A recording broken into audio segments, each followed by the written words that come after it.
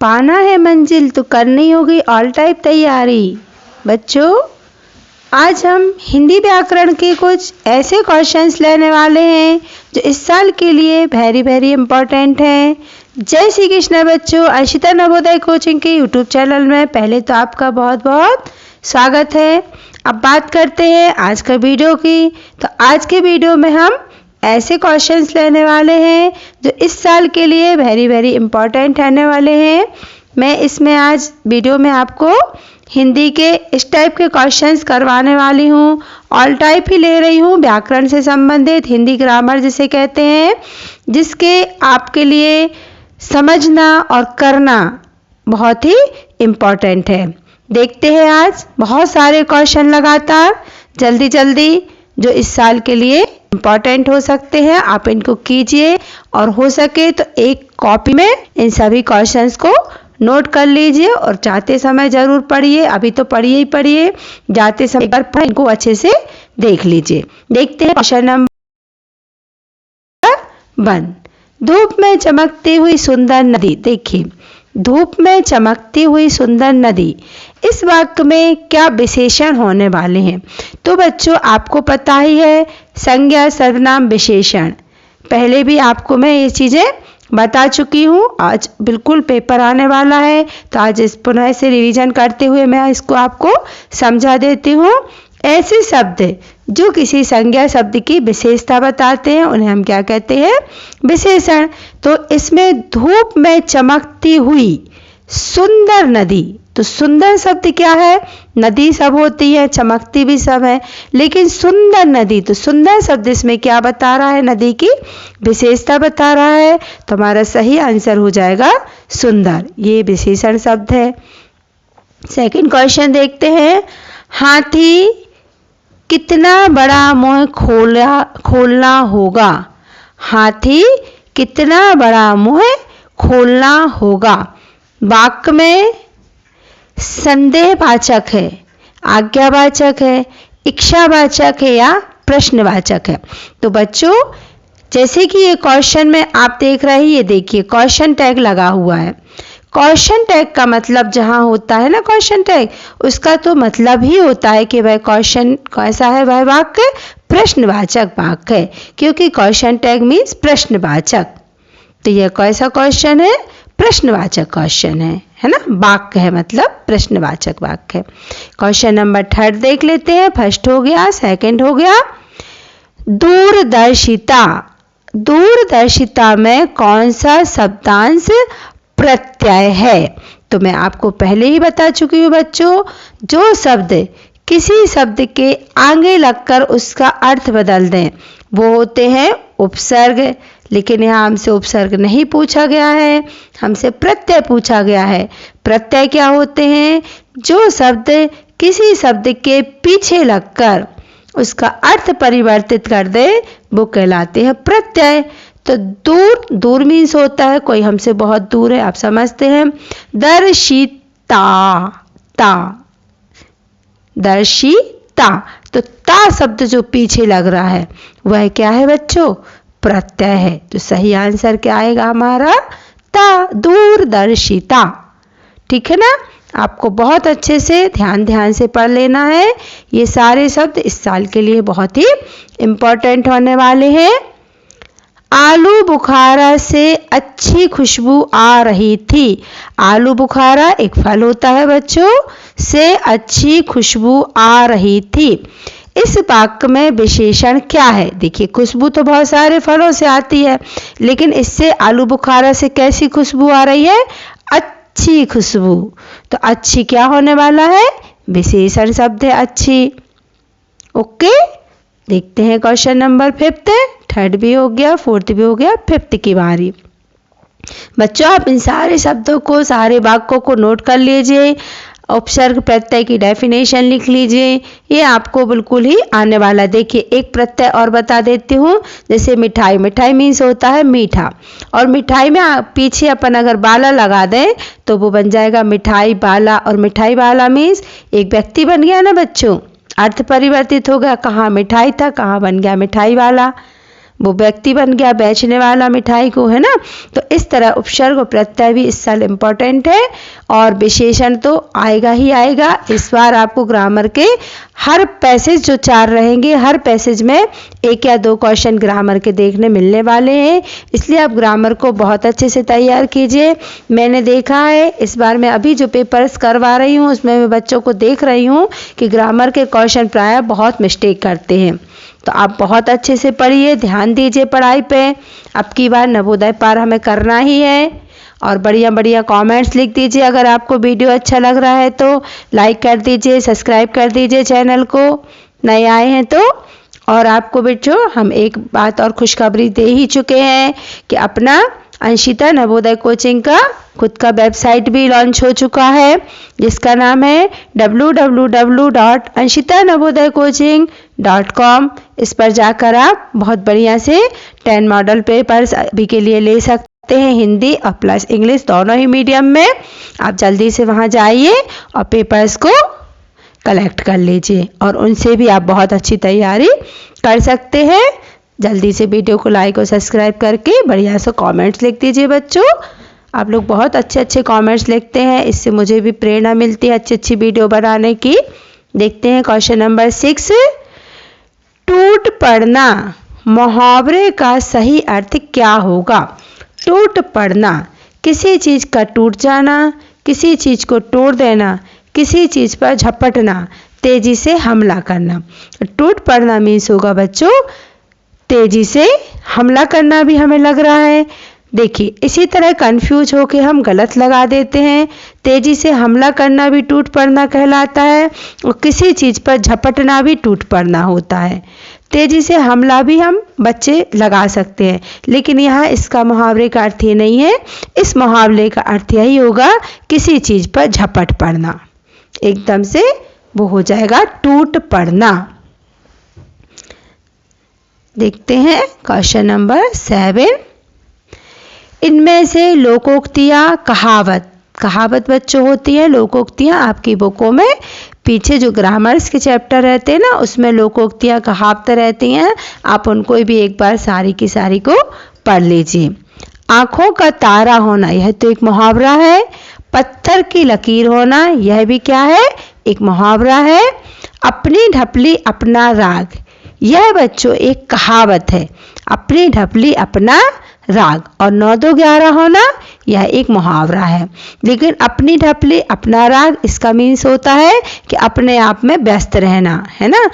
अपनी ढपली और अपना राग, अपना अपना बताना, वो कहलाती है एक लोकोक्तियाँ। देखते हैं क्वेश्चन नंबर 8। पीड़ा शब्द का अर्थ क्या होगा बच्चों? तो पीड़ा शब्द मीन्स होता है बच्चों दुख, दर्द, प्रसन्नता या खुशी। प्रसन्न या खुशी। तो पीड़ा मीन्स होता है दुख। दर्द होगा बच्चों, पीड़ा मीन्स दुख नहीं होगा। दुख होता है जैसे सुख का दुख, आप समझ सकते हैं। लेकिन पीड़ा, जैसे हम कहें ना कि हमारे दांत में पीड़ा हो रही, हमारे हाथ में पीड़ा हो रही, बड़े लोग कहते हैं पीड़ा हो रही। तो पीड़ा मीन्स कहलाता है कहीं पे दर्द होना, वो होता है पीड़ा। देखते हैं क्वेश्चन नंबर 9। बाजार में चांदी की चमक बढ़ती जा रही है। वाक्य में चांदी शब्द क्या है ना। सेवक, किसान, नौकर, कर्मचारी। अरे ये तो कोई हो ही नहीं सकते बच्चों, लगता है कोई मिस्टेक हो गई है। देखिए एक 10 क्वेश्चन के ऑप्शन ही 9 क्वेश्चन में लिख गए हैं, इसलिए इस क्वेश्चन को अपन नहीं देखते हैं, इसको अपन अलग कर देते हैं क्योंकि ये नहीं हो सकता है ऑप्शन। इसके शायद संज्ञा सर्वनाम विशेषण करके होना चाहिए थे, तो चांदी शब्द संज्ञा होगा बच्चों। देखते हैं क्वेश्चन नंबर 10। खेती करने वाला वाक्यांश के लिए एक शब्द क्या होगा? आपने पढ़ा होगा आपकी बुक में एक शब्द दिए हुए हैं, अनेक शब्दों के लिए एक शब्द हम पढ़ते हैं। तो खेती करने वाले को क्या कहते हैं बच्चों? किसान कहते हैं। आपको भी पता है, आप बिल्कुल आसानी से इसको लगा सकते हैं। क्वेश्चन नंबर 11 देखते हैं। व्याख्या का पर्यायवाची कौन नहीं है? हाँ बच्चों, इस चीज़ को विशेष ध्यान रखिएगा। बच्चे नहीं शब्द पे नहीं ध्यान देते हैं और जल्दी से आंसर लगा देते हैं, और आपका अगर एक बार बच्चों गोला भर गया ना तो आप उसको कुछ भी नहीं कर सकते, ना साफ कर सकते हैं, ना इरेजर ले सकते हैं। तो इसलिए आप ध्यान रखिए, नहीं शब्द पे कॉन्सेंट्रेट विशेष कीजिएगा। व्याख्या का पर्यायवाची कौन नहीं है? तो व्याख्या मीन्स होता है बच्चों किसी चीज़ का स्पष्टीकरण करना, उसको बड़े रूप में समझाना, वो कहलाता है व्याख्या। जैसे कि अभी मैं हर चीज़ की व्याख्या करके आपको समझा रही हूँ। तो व्याख्या मीन्स व्याख्यान तो होगा ही, अनुवाद यानी व्याख्या होता है, स्पष्टीकरण यानी भी व्याख्या होता है बच्चों, है ना। और व्याख्यान यानी भी किसी चीज़ का बहुत वर्णन करना होता है। लेकिन टीका शब्द जो होता है वो व्याख्या नहीं होता है। तो आपका सही आंसर आने वाला है टीका। ओके, देखते हैं क्वेश्चन नंबर 12। बदौलत में, बदौलत शब्द में कौन सा उपसर्ग है? अभी अभी मैंने आपको बताया था ना, दौलत, दौलत मीन्स होता है बच्चों पैसा, और इसमें क्या लगा दिया? बदौलत, बा शब्द लगा दिया। बा लगाने से इस शब्द का अर्थ बदल गया। बदौलत मीन्स होता के कारण, इनकी बदौलत बोलते हैं ना, राम की बदौलत श्याम लेट हो गया। तो बा इसमें क्या होने वाला है? हमारा उपसर्ग। क्या हुआ बच्चों? बा। ओके, देखते हैं क्वेश्चन नंबर 13। सजीव या लाइव प्रदर्शन का अर्थ है। सजीव या लाइव प्रदर्शन का अर्थ है, देखिए टेली, यहाँ बच्चों टेलीविजन लिखा है, यहाँ टी होना चाहिए था, टेलीविजन, टीवी। टेलीविजन पर प्रकाशित होना, दर्शकों के सामने प्रदर्शन होना, कैमरे के सामने प्रदर्शन, या जीव जंतुओं का प्रदर्शन। तो बच्चों आप लाइव मैच देखते ही हैं, सजीव उसी को कहते हैं, लाइव भी उसी को कहते हैं। जब हम सीधा, है ना, सीधा सीधा दर्शकों के सामने कोई चीज़ प्रदर्शित हो रही हो डायरेक्ट, वो इस तरह से, मतलब वीडियो रिकॉर्डिंग वगैरह ना हो। जैसे कि सबसे अच्छा उदाहरण है मैच का चलना। जैसे हम मैच देखते हैं ना टीवी पे, लाइव देखते हैं, लेकिन जो मूवी देखते हैं वो लाइव नहीं होती है, वो वीडियो रिकॉर्डिंग्स होती हैं बच्चों, है ना। तो दर्शकों के सामने जब सीधा प्रसारण होता है तो उसे कहते हैं लाइव, है ना। Question number 14। निंदा का विलोम क्या होगा? निंदा का विलोम, विलोम मीन्स क्या होता है बच्चों? उल्टा अर्थ देना, है ना। तो निंदा का विलोम गुण, दोष, अच्छा, ये तीनों नहीं होने वाले हैं। निंदा का विलोम होता है स्तुति। ये बच्चे बहुत ज़्यादा गलत करते हैं बच्चों, गुण लगा देते हैं। गुण का विलोम अवगुण और अवगुण का विलोम गुण होता है। लेकिन निंदा मीन्स होता है किसी की बुराई करना, और निंदा का अपोजिट होता है स्तुति। स्तुति मीन्स होता है किसी की भलाई करना या किसी का गुणगान करना। जैसे कि हम भगवान की स्तुति करते हैं वो, और जब किसी की बुराई करते हैं तो स्तुति का अपोजिट होगा और निंदा का अपोजिट स्तुति होगा बच्चों। बहुत अच्छे से इसको याद रखिएगा, ये बहुत ज़्यादा, सबसे ज़्यादा गड़बड़ करके आते हैं। बड़े बड़े बच्चे भी, यहाँ तक कि 10th 11th के बच्चे भी इसको गड़बड़ करके आते हैं। आप बिल्कुल मत कीजिएगा, ठीक है ना। देखते हैं क्वेश्चन नंबर 15। जागृत का विलोम क्या होगा? जागृत, जागृत मीन्स होता है जगा हुआ, ठीक है ना। तो जागृत का विलोम सुषुप्ति, सुसुप्त, सुसुप्त नहीं होगा बच्चों। सुप्त, निहित और अर्ध चेतना। निहित यानी भी होता है उसी में छिपा हुआ, अर्ध चेतना नहीं। जागृत मीन्स होता है जगा हुआ, तो उसका अपोजिट होगा सुप्त। सुप्त मीन्स होता है सोया हुआ। देखते हैं क्वेश्चन नंबर 16। अपना कार्य स्वयं करने वाला, जो लोग अपना काम स्वयं करते हैं, चतुर, होशियार, स्वावलंबी, क्रोधी। हाँ बच्चों, उनको कहते हैं स्वावलंबी। जो स्वतः अपना काम पूरा कर लेते हैं वो कहलाते हैं स्वावलंबी। अचानक हो जाने वाला कार्य, कभी कभी मेहमान अपने यहाँ अचानक आ जाते हैं ना, पता भी नहीं होता है और मेहमान आ गए, है ना, तो उसको कहते हैं आकस्मिक। आप वर्ड को बहुत ध्यान से सुनिएगा। आकस्मिक, आकस्मिक होता है अचानक। कोई काम बहुत अचानक हो जाए ना, उसको कहते हैं आकस्मिक ऐसे से ऐसा। जैसे कभी कभी मम्मी कपड़े सुखा रही होती हैं छत पे और अचानक से पानी आ जाए, तो फिर कहते हैं ना कपड़े गीले हो गए, आकस्मिक पानी आ गया। देखते हैं क्वेश्चन नंबर 18। आयोजन करने वाला व्यक्ति। देखिए कई बार ना हमारे घर में कथा होती है, रामायण होती है, पूजा पाठ होती है, तो इनको कहते हैं आयोजन। आज हमारे घर में भक्तमाल का आयोजन है, तो इस आयोजन जो व्यक्ति करते हैं अपने घर में, है ना, उनको कहते हैं आयोजक। क्या कहते हैं बच्चों? आयोजक। क्वेश्चन नंबर 19 देख लेते हैं। लोकप्रिय का विलोम शब्द होगा। लोकप्रिय का विलोम मीन्स उल्टा।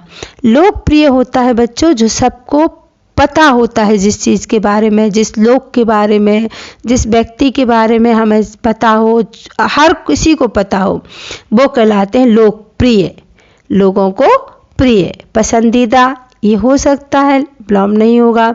प्रसिद्ध मीन्स भी लोकप्रिय, और विख्यात मीन्स भी लोकप्रिय, मतलब जो सबको पता हो। जैसे महात्मा गांधी जन जन में विख्यात हैं, प्रसिद्ध हैं, लोकप्रिय हैं, है ना। अच्छे नेता जैसे कि हमारे प्रधानमंत्री जी नरेंद्र मोदी सब जगह विख्यात हैं, प्रसिद्ध हैं और बहुत ही लोकप्रिय नेता हैं। उसी तरह विलोम इसका क्या होने वाला है? लोकप्रिय का विलोम होगा बच्चों बदनाम। लोकप्रिय नहीं होते हैं व्यक्ति, बदनाम उसका अपोजिट हो जाता है। और लास्ट क्वेश्चन हम लेने वाले हैं। इससे पहले आप जल्दी से वीडियो को लाइक सब्सक्राइब कर दीजिए बच्चों। अच्छे बढ़िया कमेंट्स लिख दीजिए कि नेक्स्ट वीडियो में इससे भी अच्छा आपको दे पाऊँ और मैं एकदम से एनर्जी से पावरफुल हो जाऊँ। आपके कमेंट्स पढ़ के बढ़िया सा कमेंट्स लिख दीजिए बच्चों। और आपको क्या करना है? www.anshitanavodaycoaching.com पर जाके वहाँ से पेपर्स को भी जल्दी से खरीद लेना है और उनको जल्दी से बढ़िया बढ़िया सॉल्व करना है, OMR शीट भरना है। और कोई भी प्रॉब्लम अगर आ रही है बच्चों आपको, तो आपको कमेंट्स बॉक्स पे लिख के मुझे ज़रूर से भेज देना है। ओके बच्चों। प्रसून का अर्थ क्या होगा? प्रसून का अर्थ आपको पता है? अगर पता है तो बहुत अच्छी बात है, नहीं पता है तो मैं तो आपको बता ही रही हूँ। प्रसून मीन्स होता है बच्चों पुष्प या फूल। इसका पर्यायवाची होता है पुष्प का प्रसून। ओके बच्चों, आपको आज मैंने बहुत ही अच्छे क्वेश्चन दिए हैं हिंदी के। अगर आपको पसंद आए हैं तो अच्छे बढ़िया कमेंट्स लिख दीजिए। जय श्री कृष्णा बच्चों। एंड आने वाले पेपर के लिए बहुत बहुत शुभकामनाएं। गुड लक बच्चों। अभी से रोज मैं गुड लक बोलती हूँ आपको। बाय बच्चों।